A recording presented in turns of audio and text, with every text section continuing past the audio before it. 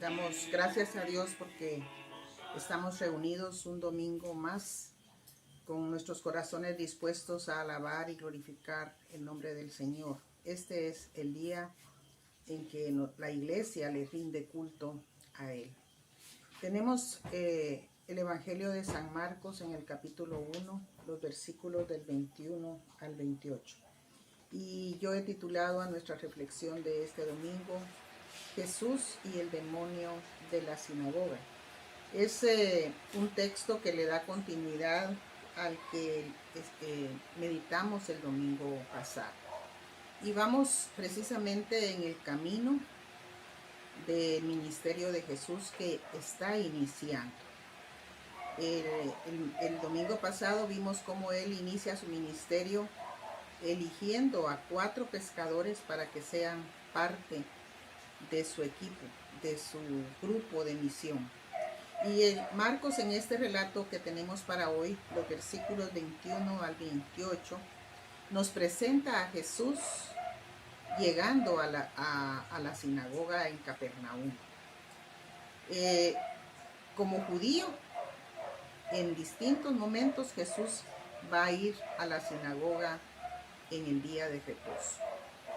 Y esta vez en Capernaum, que es un pueblo que se encuentra al norte del mar de Galilea. Y Jesús llega, como es su costumbre, dice la palabra de Dios en algunos momentos, a la sinagoga para participar como un judío de lo que ellos hacían en la sinagoga. En la sinagoga se reunían especialmente el sábado para escuchar la palabra de Dios que era leída por una persona, para aprender de esa palabra que también era explicada. Hacían oraciones y se reunían pues como pueblo de Dios para fortalecer su fe. El estudio de las escrituras era una de las cosas principales de la labor en la sinagoga. En esta ocasión, los gobernantes de la sinagoga, o sea, los encargados de administrar la sinagoga, reciben a Jesús, que lleva una enseñanza a la sinagoga. La gente se asombra porque ya Jesús ha empezado a enseñar y ven que Él enseña con autoridad. Dice la palabra de Dios, enseñaba con autoridad no como los escribas. Y entonces los escribas, que eran estudiosos de la Torá, eran muy conservadores, pero muy preparados para la enseñanza, no tenían la misma autoridad para enseñar como la que tenía Jesús. Y por supuesto la gente está notando esa diferencia. Ahora, Jesús enseña con autoridad, y precisamente en esta ocasión que llega a la sinagoga, el relato nos habla de cómo Él va a encontrar algo especial en la sinagoga. Fíjense, hermanos, que la sinagoga no era como el templo. Solamente tenían un templo ellos en Jerusalén. Pero en esa diáspora, en esa dispersión del pueblo judío, que vivían en distintos pueblos en otro continente, en cada lugar había una sinagoga. No era parecida al templo, pero también era un lugar de pureza y de santidad. Habían requisitos para llegar a la sinagoga. Pero ¿qué pasó este día sábado?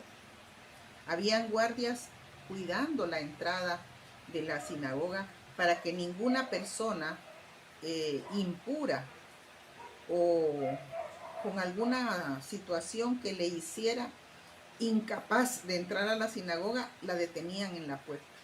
Sin embargo, cuando Jesús llega en la sinagoga, se encuentra con un hombre con espíritu inmundo que daba voces.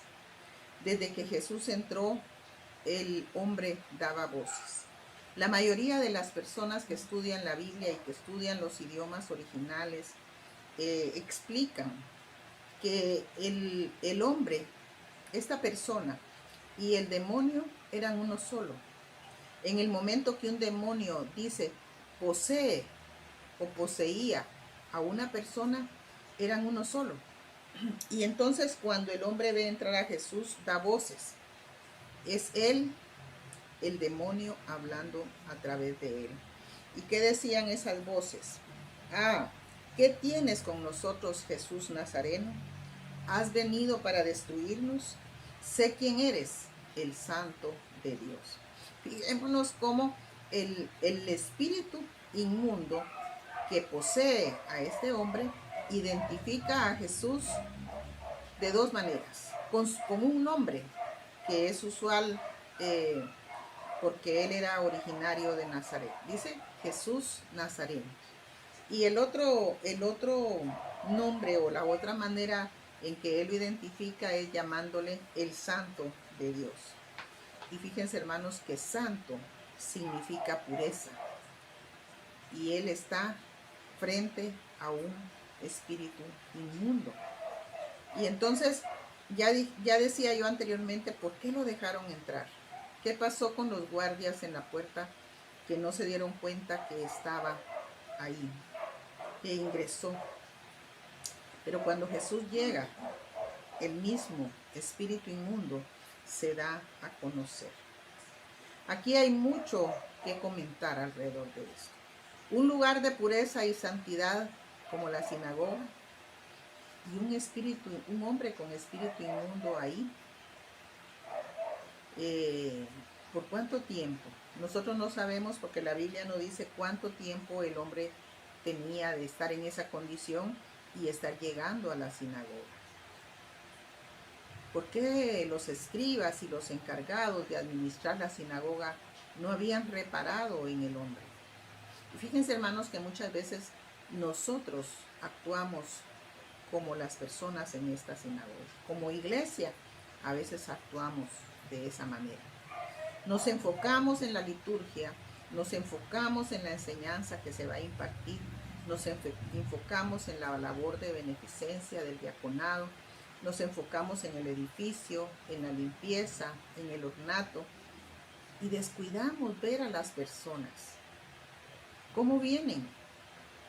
¿Qué traen? ¿Qué están sintiendo? ¿Por qué circunstancia están pasando? Eso no preocupa. Nos preocupa cumplir con aquello para lo cual está establecido el espacio en la iglesia. Ahora podríamos decir de 9:30 a 10:30 es el tiempo para el culto. No podemos dedicarnos a identificar si hay una persona que tiene un aspecto como que está sufriendo, que hay una persona que tiene un aspecto como que está enfermo. En fin, es que en nosotros, en nuestro trabajo, nos enfrascamos en las cosas que ya están reglamentadas o dispuestas para nuestra tarea y descuidamos esos detalles especiales. Mis hermanos, en la iglesia nuestra, como en la sinagoga, hay personas necesitadas. El mal está ahí. Cuando nosotros hablamos de un espíritu inmundo o de un demonio en estos tiempos, pues claro, las personas en ese sentido son escépticas, no creen, no identifican la posesión demoníaca como algo de hoy y se le atribuye a cualquier trastorno de la personalidad, se le atribuye a un problema mental causado por el ambiente en que la persona se desarrolló en su infancia, por traumas, etc. Y la ciencia médica le da muchos nombres. Pues está bien, no vamos a decir que una enfermedad mental, una situación de esas es precisamente una posesión demoníaca, pero hay que ponerle atención porque el mal está oprimiendo el corazón de esa persona. Es lo mismo que pasaba con este espíritu inmundo. La persona no hablaba por sí misma, sino el espíritu hablaba a través de ella. Entonces es una persona oprimida, una persona que necesita ser liberada. Ahora nosotros en la iglesia podríamos encontrar personas oprimidas por situaciones familiares, por conflictos en el hogar, por cuestiones económicas, por conflictos en en el aspecto laboral, por dolores, por enfermedades, etcétera. Y una de las cosas que siempre ha querido enfatizar la iglesia es que no tenemos que predicar nada más para salvar el alma.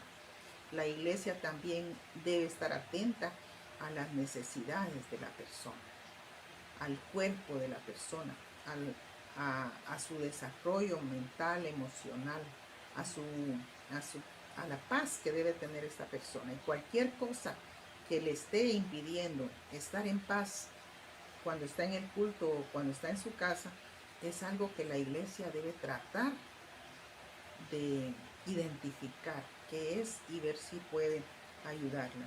El espíritu inmundo gritó, confrontó a Jesús, y Jesús únicamente le dijo: cállate y sal de él. Esa es la frase con la que Jesús reprendió a este espíritu que doblegaba y oprimía a este hombre. De tal manera que la palabra de Dios dice en el versículo 26 que el espíritu inmundo, sacudiéndole con violencia y clamando a gran voz, salió de él. Es decir, el hombre fue liberado. Esa persona fue liberada. Nosotros no sabemos si era familia, si tenía familia, si él llegaba solo, si era un vagabundo o si era una persona respetable que había caído en esa situación. Pero para Dios todos somos importantes. Jesús no se fijó en esos detalles, simplemente atendió esa necesidad. Cuando la palabra de Dios, cuando el poder de Dios se acerca a una persona, el mal es atacado. El mal sabe que algo está interfiriendo. El maligno sabe que ya no puede trabajar en la persona de la misma manera, porque hay algo que lo detiene. Y eso es el poder de Dios. Jesús, el Santo de Dios, es pureza. Y no puede estar en la sinagoga conviviendo con esa impureza que estaba ahí. Así que lo identifica, lo reprende, lo expulsa de la sinagoga. Muchas veces la iglesia peca porque no quiere expulsar de ella el mal visible a nuestros ojos, que se puede percibir. No demonios, pero el mal que hace que una persona viva oprimida constantemente. Jesús responde y lo manda a callar. No usó palabras mágicas, no usó encantamientos, simplemente le dio una orden porque Él es el Todopoderoso. Marcos, con este pasaje, mis hermanos, confirma la autoridad de Jesús. Al principio decía que todos en la sinagoga se admiraban de su enseñanza, de su doctrina, porque les enseñaba como quien tiene autoridad. Y ahora Marcos en el relato confirma esa autoridad de Jesús. En este evangelio de Marcos, Jesús viene para derrotar el mal y llevar a cabo la salvación. Hay una coincidencia, podríamos llamarle de esa manera, en el relato del evangelio, porque Jesús inicia su ministerio expulsando o limpiando la sinagoga de ese espíritu inmundo y lo finaliza expulsando a los mercaderes del templo.